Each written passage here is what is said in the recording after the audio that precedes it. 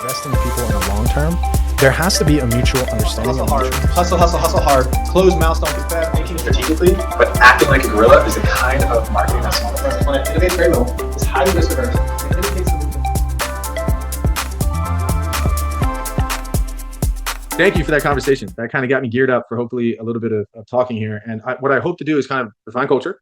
And then I'm going to get into this picturesque thing that I've done in some of these other talks. And it's going to tell a story about something called the tragedy of the commons.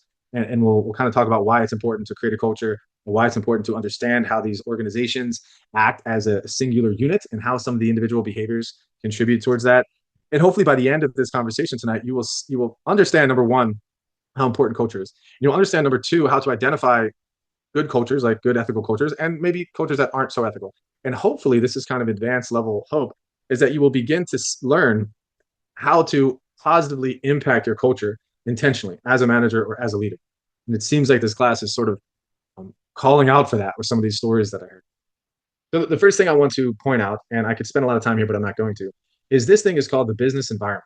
And just like culture, the term environment in business has, I believe, not been taught well over the years. I've been to 3 different business schools and nobody ever taught me this. I had to teach myself this. And what it means is that every business operates within an environment. When I say environment, I'm not talking about natural environment. It's sort of like an ecosystem of other businesses, ecosystem of other people and other dynamics that need to be taken into consideration. And the industry would be kind of a part of this. But so it's broken down into 3 separate aspects. Number one, I want you to look on the external here, and it's called the general environment. The general environment is the element of the business environment that you and I and a lot of other people within your organization have very little control over. And this actually encompasses a lot about the industry. Like, what industry are you in? Are you in the aerospace industry? Are you in the defense industry? Are you in the trade service industry? Are you in the retail industry? And so technological forces within the environment, social culture forces, and it is trends about how people behave politically, not necessarily politically, but TikTok being a major way that people want to gravitate and see ideas about depression, like generational cultural things, like when people do the 6-7 thing. That's not one of them, but socioculture is these trends that are happening in the social environment. And candidly, you're not going to do much about them. You can either get on board with them or laugh at them. Those are your 2 different ways of responding to these things. And that happens in the general environment. So the demographic forces are people, like where you're located and the country that you're in. The political and legal forces. This is obviously political systems. The type of economic system that you have. Is it communism? Is it socialism? Is it capitalism? I mean, these are part of political and legal forces. Economic forces, this would be the current gas prices, what's happening over in Iran, the decisions about what's, globalization obviously impacts the economic forces. Good luck yourself right now calling up a person and saying, hey, can we get the gas prices down? That's not going to happen. So general environment, these are major factors that impact your business, that impact your organization. If you narrow it down a little bit more here to the task environment, which is here, these are certain things that we still struggle to control, but we have a little bit more control over them. So let me ask, suppliers, could you fire a supplier if you don't like them? They're not acting ethically? Yes, you can influence your suppliers, but can you change the way they behave? Not necessarily. How about your customers? We have some leverage over the task environment, but we certainly cannot change the way they think, the way they act, the way they behave. So general environment, forget about it. Task environment, a little bit. So here in my argument to you, is if we're sitting here in the business environment, I'm telling you, good luck changing the general environment. It ain't going to happen. Task environment, yeah, you could try to have some sort of contractual arrangements and you could have some expectations, but whether or not they're going to follow them is sort of up to them. And you can incentivize all you want, but at the end of the day, unless you're Starbucks, you're really not going to change the way that your suppliers grow their coffee beans. And so, all right, so fair enough. Like, we won't have much challenge there. So as managers and leaders, we have to say to ourselves, okay, what do we need to do? We need to respond to the external environment. We need to understand how the task environment operates. So the general environment, we need to learn how to respond. And the task environment, we certainly need to know a little bit about it. We need to be able to respond to that as well. And what's happening in this general environment, what's happening in this task environment, this is the general environment, this task environment, is a bunch of change. If you look at this little image I tried to put here, you got your organization right there at the center, and you have turbulence on the outside. What's happening? Pace of change. I mean, even the people that told the stories about the leaders have already articulated this. The pace of change is accelerating. Think about technology, hostility, threat to legal and regulatory change happening, complexity, interactions amongst change drivers. Mind you, even when I talked about sociocultural forces, like these are interesting things that are happening with people's opinions and the way people are behaving. Economic forces, forget about it. The stock market has fluctuated up and down, at 5 percentage points over the last 2 weeks. It's wild. And of course, political and legal environment, forget about it too. We have no idea. Turn on the news tomorrow and something crazy happens. And so we don't know. We don't know how to do it. So what do we have to do? We have to respond to this turbulence. What are we responding to? Dynamism, hostility, complexity. And so here's, ladies and gentlemen, my point here. And so now hopefully you'll understand culture a little bit better. Internal environment here includes the culture. The culture is one of our mechanisms to be able to respond to the turbulence that's happening outside of our organization. So the more intentional we are about our culture, the more we can harness our culture to learn how to respond to these things, the better. The analogy I want to paint here is it makes much more sense to have a bunch of tanks and a bunch of people with ammunition fighting the forces on the outside of your organization with the tank gunnets, not turrets, pointed in the proper direction on the forces on the external, fighting the good battle with our customers, with our suppliers, and with changing stuff. All of this nonsense that's happening here. All of this nonsense. We cannot point these cannons and turrets at one another. Creating a tense or ununified or a lack of consistent internal culture is suicide. It doesn't make any sense. Creating a robust culture that learns how to collaborate with one another, pointing their guns forward to fight those battles on the outside, is how organizations win. And good leaders and good managers understand that power and know how to intentionally harness it. So that's why when somebody said, what does it mean when I look down, I have these 12 companies and I see one company, wow, they seem to be consistent, they seem to be fair. In the back of my mind, what I'm saying is I'm thinking performance. I'm thinking, wow, they're the ones that are going to be able to respond to this craziness out here. And those are the companies that I'm going to not only bring into my portfolio, but I'm going to ask, what the heck are you doing here? And can you do it for these other companies too? And can you build this kind of culture for these other companies so that we can get ready to respond to this turbulence as well? So this is just another visual of the other one. It talks about the task environment, talks about the general environment. It's kind of the same concept. So I just want to ask, that's kind of my pitch on the culture for now. Does it make sense why culture is so important? Can you see how it can be the superpower, if you would, of an organization, and how creating an ethical culture should be a mandate, not an option. It should be a mandate for leaders and managers within organizations. I have a question. I'll ask it for myself. Well, professor, if you said that, then how come organizations don't just all have great cultures? Clearly what I just said is not some sort of revelation. A lot of people know this. And you say, well, how come everybody doesn't have a good culture? How come we still struggle with this problem? That should be the question you're asking, right? And I kind of might have an answer for you. I find these questions to be fascinating. And I want to try to figure out how we can come up with solutions to them. So I'm going to tell you a story. I grew up in a household, I told you last class, that was kind of crazy, but I had my own room and I had two sisters, but I still had my own room. So I had my personal area where I can go to. I remember vividly, I was recording this station. I was recording rap songs back in the day from the radio onto a cassette. And it was so cool. And I figured out how to do it. And I was just messing with stuff in my room, and I would organize things in an appropriate way. And I would pull out my drawer, and I would have like a secret hiding spot where I put my stuff, and I would pretend like I was a spy, and I would take notes, and I would go around the house and spy on people, and write down, my sister's in the whatever, and she's over here in the corner, and I'd have my organized stuff in the places it needed to go in my room. That was my space. And so I kind of grew up in this. This is my safe space, this kind of concept.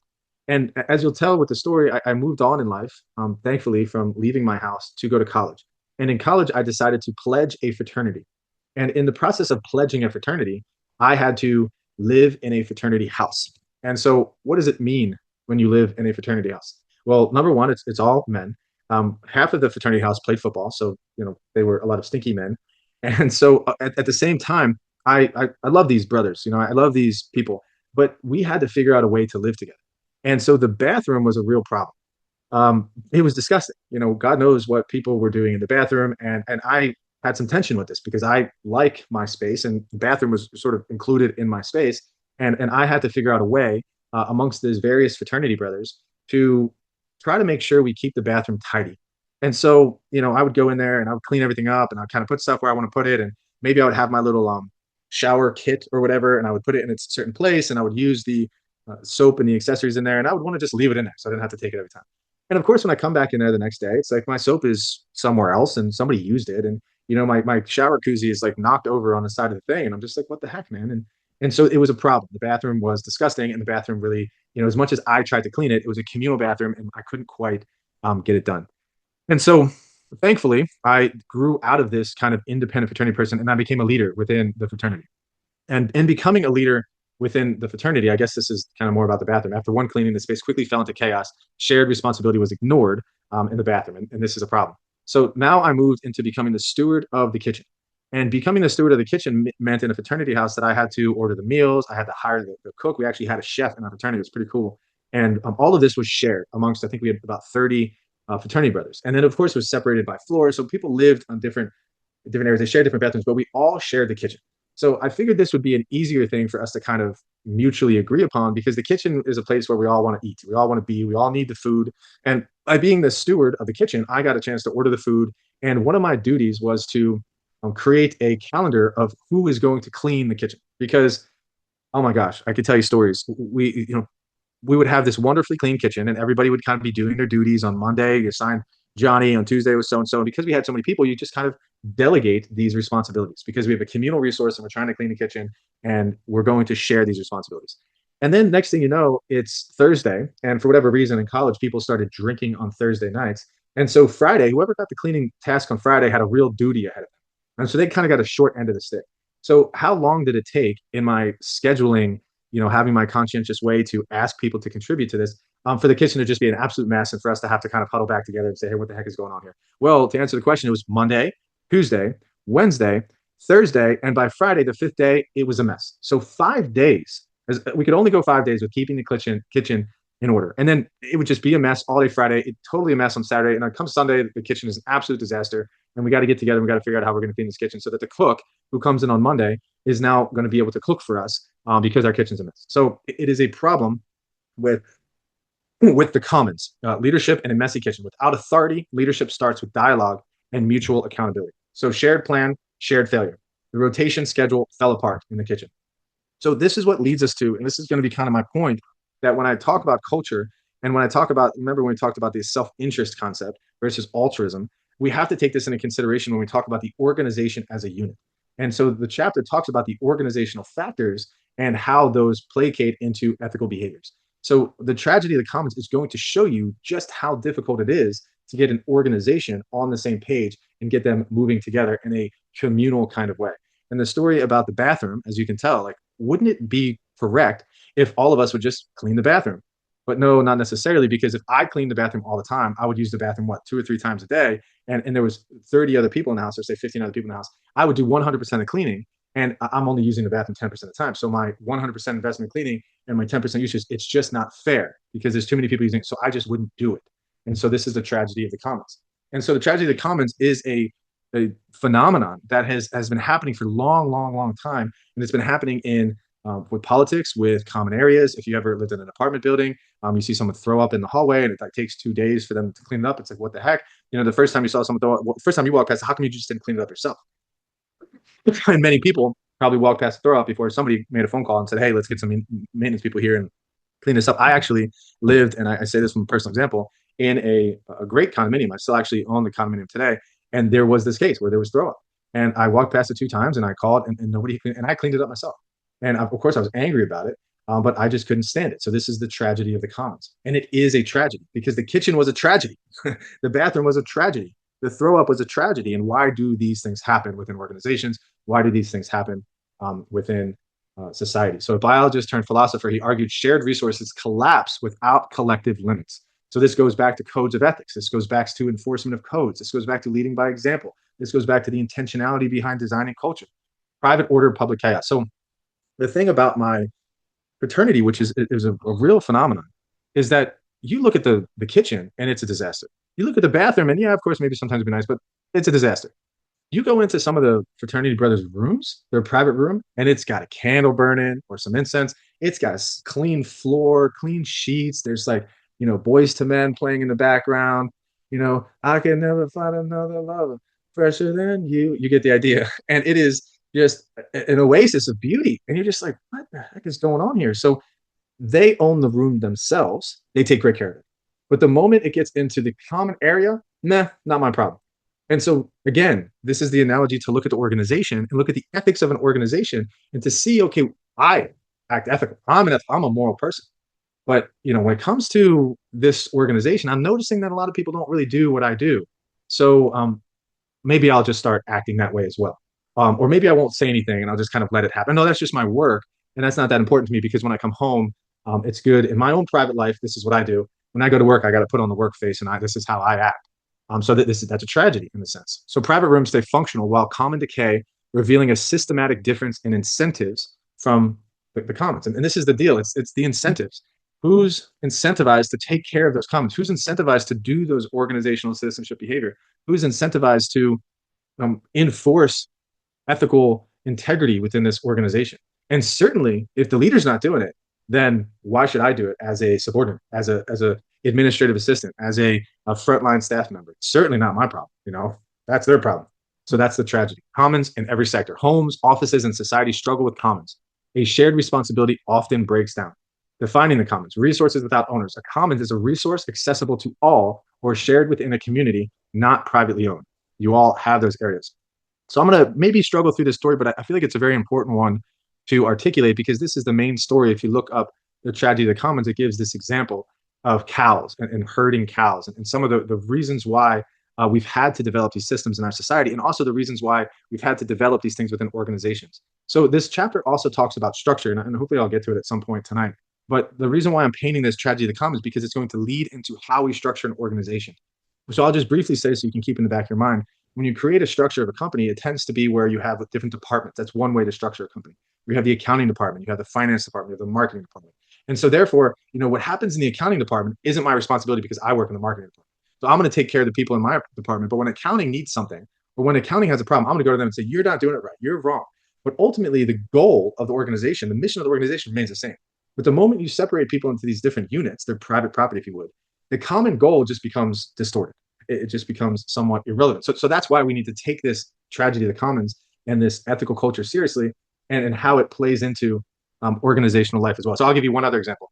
Some organizations are departmentalized around product lines. Like we sell, let's say we're a skiing company and we sell skis and snowboards and winter hats, and we sell travel packages to different ski lodges. And these are our different revenue drivers. So we'd have one department associated with the travel packages, another department associated with apparel, and we'd have another department associated with the ski equipment. And each one of those departments will have their own HR, their own marketing, all this kind of stuff. And in a sense, they're like competing with one another. And then how you set up that common exchange is really important. How do you get these departments to be incentivized to work together to have a common goal? And you could see some of that. So here's the Hardin's grazing example, commons in practice. Let's see if I can explain this. So the overgrazed field. So imagine you have a 2,000 acre field and you have 10 farmers. And what they do, each farmer has 20 cows. And essentially 10, so you own 10% of this field, of this 2,000 acres. So it would be, 200? No, it'd be 200 acres. Yeah, so you own 200 acres.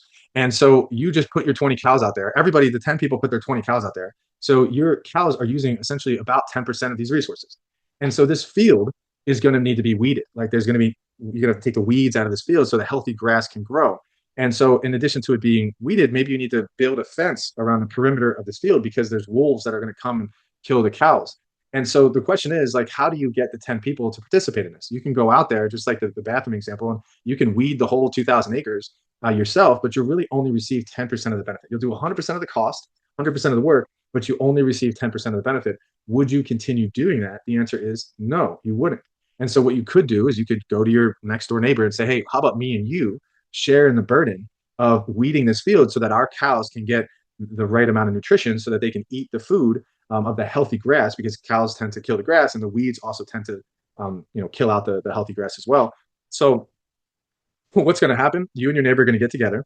You're going to onboard 50% of the burden of weeding this field. They're going to onboard 50% of the burden. And still at the same time, you're going to receive 10% of the benefit. Would you continue doing that? The answer is no. And so scale that thing up. Let's get all 10 people to, essentially participate in the weeding of the field. And just like the kitchen example where you have everybody on a schedule, after a couple of days, it just breaks down. People just stop doing it. They cheat. They might put more cows in the field, all this kind of stuff. So what do we do about this? And think about, building the fence around the entire field. Would you build the fence? You incur 100% of the cost, you get 10% of the benefit. The answer is no. And so there's things that we can do with these common resources that, that might help, but over time, the resource is just going to be consumed. the resource is going to be overused. So I kind of like this visual if you're still following me. Let me try to close out of this. Dropbox wants me to renew my subscription. And so what they do on my screen is they have this thing that looks like there's a virus on my screen. It says warning, and it's got this red, and it's like over usage of your, pay now. And it's go away. And that's what popped up on my screen. Okay, so common resources unowned. So when common resources are unowned, the culture of the organization, the feeling of the organization, that experience you have when you're there, even the kitchen within your office environment, that work that probably needs to get done, but nobody's really doing it. Are you going to go ahead and do it, or are you just going to kind of leave it alone? This is unowned, not a part of my responsibility. Resource within a company. I guess work would be sort of a resource there. And so what happens? What is our incentive? Our incentive is to overuse the resource or to not do the work. There's not going to be any maintenance, and there's going to be no improvement. So our incentive is not there on a common resource. So people are self-interested. This goes, through the ethic of egoism, of self-interest. And so therefore our incentives are not to take care of the common area. They're not to drive the culture forward. They're not necessarily to do the difficult things, the difficult conversations that we have to have with our boss about their behavior. We're just possibly not really incentivized to do it. So what's the cycle? The cycle is overuse, zero-sum competition. People are just kind of starting to compete with resources. This is where toxic cultures begin to be developed. This is where people aren't doing these organizational citizenship behavior. And what happens? A tragedy happens. Resources are depleted. Companies go bankrupt. Cultures shift. The bad apple comes in, like Alan says, and corrupts all the other apples, and you're done. And culture is going to eat your strategy for breakfast. So cost benefit imbalance, doing all the work for a commons means one bears the full cost, but receives only a fraction of the benefit. And sometimes you might bear the full cost in a difficult way of trying to own the development of this ethical culture and trying to have that typical conversation with the boss, and it could actually count against you. You could get no benefit from it. You could actually get a negative return on your investment. So collective plans collapse. Group commitments fall apart when some opt out, leading others to quit in turn. The fence dilemma, when investment feels futile. So this is about that fence example I also talked about. There's some other ways to look at this analogy of the farm field, which is actually kind of interesting. What this is talking about here is what happens now is you have this field, and what the self-interested people will do, and what capitalism does, and what all of our employers have done in some degree, they understand self-interest. And as leaders and managers, we have to kind of get this. So what we do is we section people up. Okay, here's your role. Here's your job duties. Here's your responsibility. Here's your structure. Here's who you report to. Here's what you have to do on a regular basis. And what that is, when it comes to the analogy of this 2,000-acre field, is it's plotting the field of 200 acres per person. And that they're now going to be responsible, as almost all subsections and these Lennar homes are plotted off, with taking care of their own area. And that's it. So then the question remains, would you weed your 200 acres? Well, if I weed my 200 acres, I incur the 100% of the cost and I receive 100% of the benefit. So would I do it? Yeah, of course I would do it. I'm digging a well on your property. So let's get some more cost for a second. A fence is an interesting one, because a fence, technically, you're going to share not with all 10 people of the field. You're only going to share the fence with 3 other people. So you're sharing with the neighbor on the left, the neighbor on the right, and the neighbor possibly, in front of you or behind you, whatever that looks like. So what you can do with those 3 neighbors is you can work with them pretty easily and say, hey, listen, why don't we split the cost? I'll take 1/3, you take 1/3, and we'll sort of all figure out this fence thing. And that very well could be used well, because it's a smaller group of people. It's very clear. It delineates property lines, and you might be able to build a fence in a situation like that.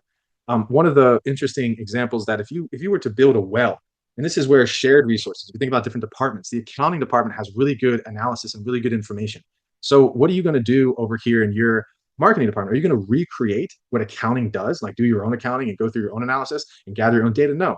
What you're going to do is you're going to try to build let's use the well as an example of this accounting information. So see if I can make this make sense. You have your property on your 200 acres, and you dig a well.